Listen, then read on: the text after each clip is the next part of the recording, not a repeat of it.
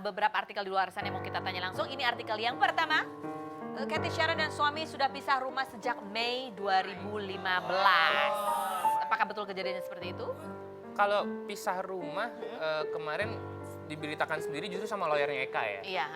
Mengenai detailnya gimana saya nggak bisa buka, tapi tahunnya ya benar 2015. Memang 2015 sudah terjadi apa istilahnya problem gitu sebetulnya. Ya, akhirnya makanya Eka mengajukan gugatan.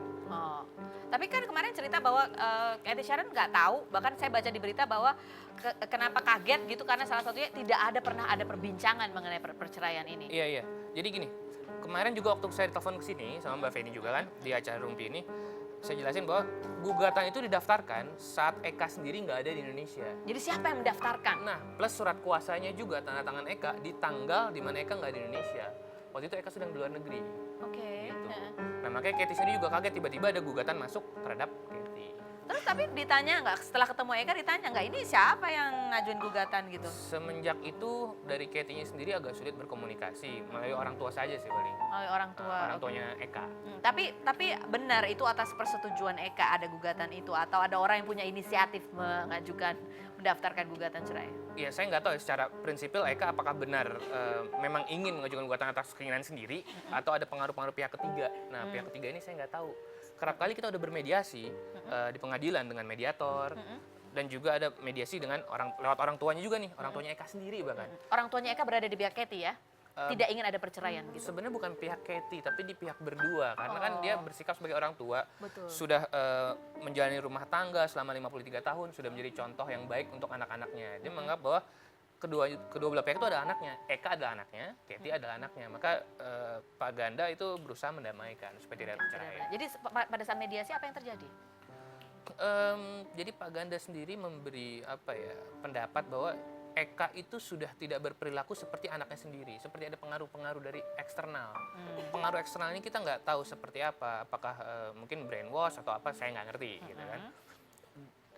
Bapaknya sendiri sudah mengenal anaknya berpuluh-puluh tahun, mendidik dari kecil, membesarkan, tahu dong seperti apa. Bahkan bapaknya memberi kesaksian bahwa ada yang berubah dari anaknya. Iya. Oke. Nah ini ada juga sebuah tayangan yang kita mau tanya langsung ke Mas Fajri. Berikut ini kita lihat sama-sama.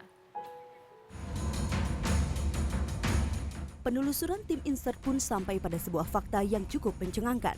Tatkala menyambangi kediaman wanita yang diduga sebagai wanita idaman lain tersebut di kawasan Kebagusan, Jakarta Selatan semalam, reporter Insert sempat menemui sang ibunda dan membenarkan bahwa di antara putrinya telah menjalin persahabatan dengan Eka dan Cathy selama ini. Namun di sisi lain di kediamannya tersebut diduga terdapat mobil sang suami dari Cathy Sharon. Oke, ada komentar mengenai ini bahwa ada pihak lain ternyata perempuan gitu, temennya mereka berdua juga. Komentar pertama buat Insert sih, kayak paparazzi. Oh, paparazzi, oke. Ya bagus sih. Jadi nama Tutut yang barusan disebut itu dari kami memang nggak pernah terpublish, nggak pernah keluar lah. Nggak pernah gitu. keluar. Tapi ternyata lawyer Eka sendiri memberikan statement bahwa ada pihak ketiga yang namanya nongol dalam persidangan. Oh, di dalam persidangan. Dari pihak Eka sendiri yang ngomong seperti itu, Tutut gitu kan.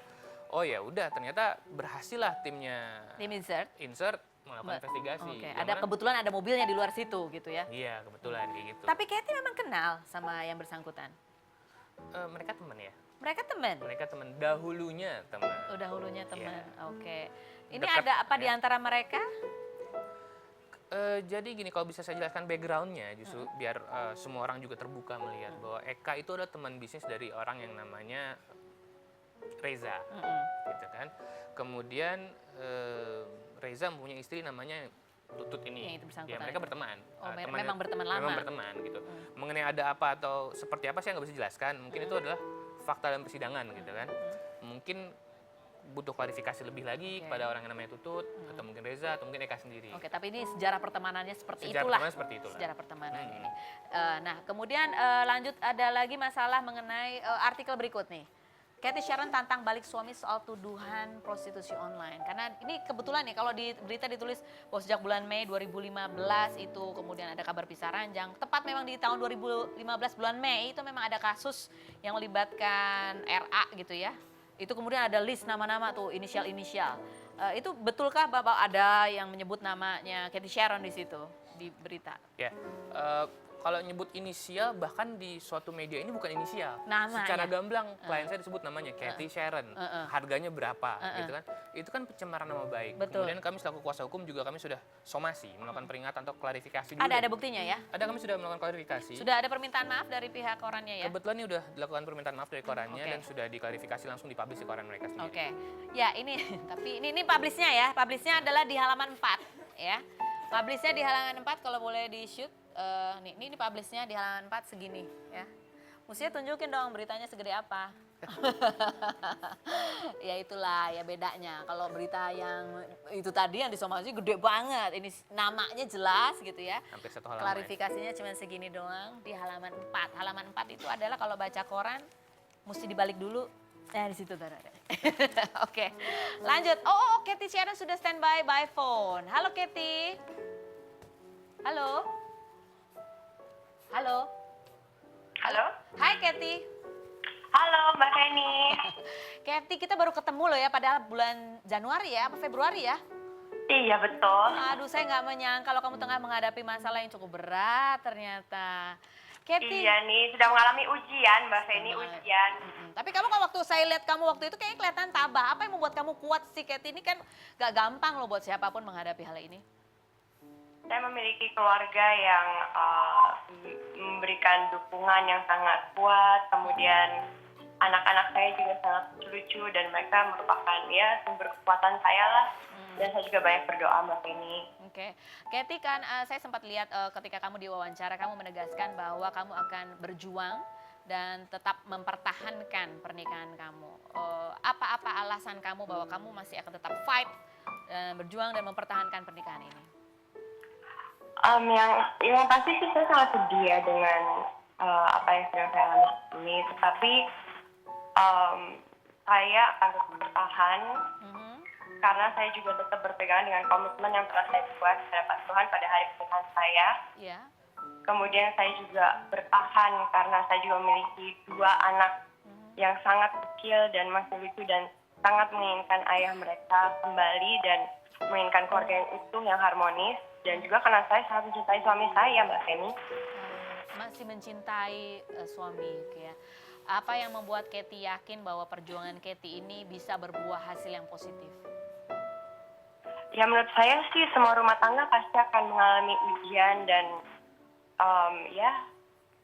pasti nggak ada yang namanya rumah tangga yang tidak mengalami ya cobaan dan gangguan Mbak Feni. Semua rumah tangga pasti akan mengalami cobaan.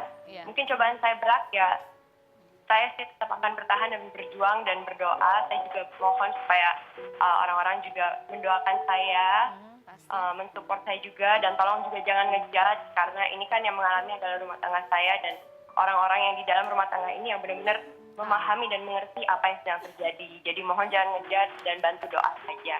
Oke. Cathy, kalau kamu bertekad berjuang akan mempertahankan rumah tangga karena menganggap bahwa setiap rumah tangga pasti punya masalah. Kamu berarti siap juga untuk menerima suamimu, memaafkan apapun yang terjadi? Yang pasti Mbak, semua orang punya kekurangan. Tergantung saja kekurangannya apa-apa. Tapi apa sih dalam rumah tangga, untuk saya sendiri, saya akan menerima suami saya kembali dan saya masih cinta sama dia. Oke. Cathy, pada saat kamu pertama kali menerima ada gugatan cerai gitu, apa-apa yang terjadi sebetulnya yang kamu rasakan, yang kamu alami, apa? Iya, pada saat itu yang pasti saya shock ya Mbak Feni karena saya sedang bersama anak-anak, kebetulan saya baru melahirkan, jadi saya lagi sibuk ngurus baby, nyusuin baby. Dan tiba-tiba saya menerima surat gugatan cerai padahal suami saya saja tidak ada di Indonesia. Dia sedang berada di Jepang. Jadi saya shock dan saya kaget. Yang pasti dan saya langsung mengabarkan mertua saya. Itu pasti saat yang paling membingungkan, menyedihkan sekali. Langsung yang kamu hadapi apa? Langsung bingung, nangis, marah, sedih? Ya pasti semua emosi-emosi itu keluar ya Mbak Feni. Bingung, shock, nangis, sedih. Tetapi yang pasti yang membuat saya tetap kuat adalah terus berdoa dan menjaga kedua buah hati saya agar tidak terefek dengan apa yang sedang terjadi di lingkungan mereka sekarang. Oke. Apa pesan dari orang tua kamu, Cathy, ketika kamu bercerita tentang keadaan kamu? Ya yang pasti mereka nge-support, mereka mendoakan, mereka juga sangat memahami apa yang sedang terjadi. Dan sekarang kami satu keluarga besar juga hanya ingin berusaha agar keluarga aku, Eka dan juga Jacob dan Carla bisa kembali harmonis dan kembali utuh. Bersatu lagi sebagai sebuah keluarga. Kalau kamu kemarin juga datang bapak mertua kamu ya, bapak ibu mertua juga memberikan support juga buat kalian berdua. Dekat sekali banget. Iya, bapak mertua dan adik ipar saya. Datang juga ke pengadilan memberikan support kepada kamu ya. Iya betul Mbak Penny. Sekarang apa yang kamu rasakan, Katie? Apa yang terberat yang tengah kamu rasakan atau barangkali yang kamu hadapi? Sekarang mungkin adalah karena di media sudah di mana-mana ya. Iya. Ya sekarang yang terberat adalah tetap menjalani hari-hari seperti biasa. Saya tetap sekolah, saya tetap jemput anak-anak ke sekolah, saya tetap ngurus baby saya. Ya pokoknya menjalani kehidupan keluarga ini seperti biasa aja. Walaupun saya cuma berpikir ya udah suami saya sedang pergi keluar kota atau sudah di sini, tetapi dia akan kembali lagi. Oke, amin. Kita berdoa Katie yang terbaik buat kalian semua bisa tetap menjaga keutuhan rumah tangga dan keluarga dan melewati cobaan ini dengan baik. Amin. Makasih Mbak Penny, mohon doanya ya. Semangat Katie, tetap jaga kesehatan ya. Terima kasih. Terima kasih atas waktunya. Oke. Iya. Oke, ini sidang lagi jadwalnya adalah kapan? Senin, besok. Senin ini agendanya apa kalau Senin?